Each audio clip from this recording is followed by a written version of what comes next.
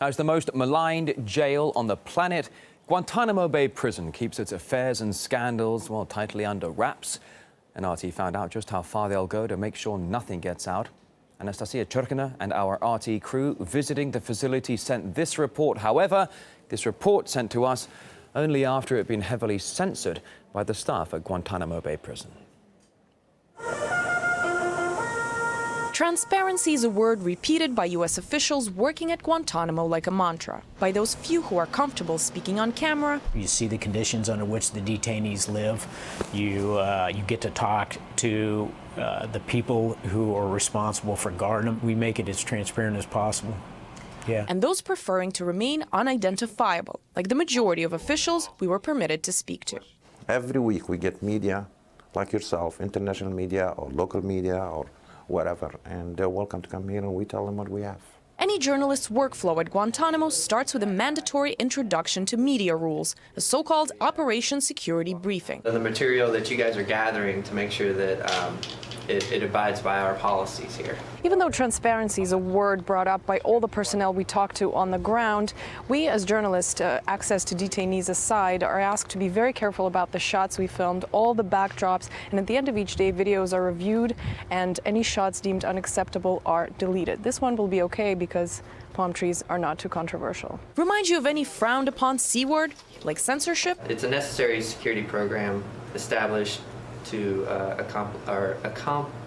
program accomplished within approved regulations, All video and audio recordings and even sketches are carefully studied. Cell phones are banned from camps. We're not supposed to put anything on Facebook or anything like that, or I'm even wary about talking about it over, anything over the phone. The said purpose of these ground rules to protect the safety and security of Gitmo operations. The detainees, you're not going to get their permission, so please try to photograph them neck down. We are warned, violations of media ground rules may result in restricted access, denial of future visits, and/or removal from Guantanamo.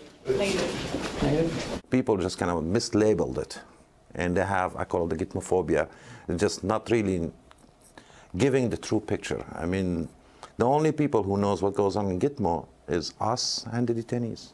And getting the detainees' side of what goes on at Gitmo apparently just couldn't be done. After an extensive explanation of how exactly we are to film the prisoners, the amount of detainee FaceTime we get, a total of 1 minute and 5 seconds, through a dark glass window. The reason we're given, out of respect for them and not using them as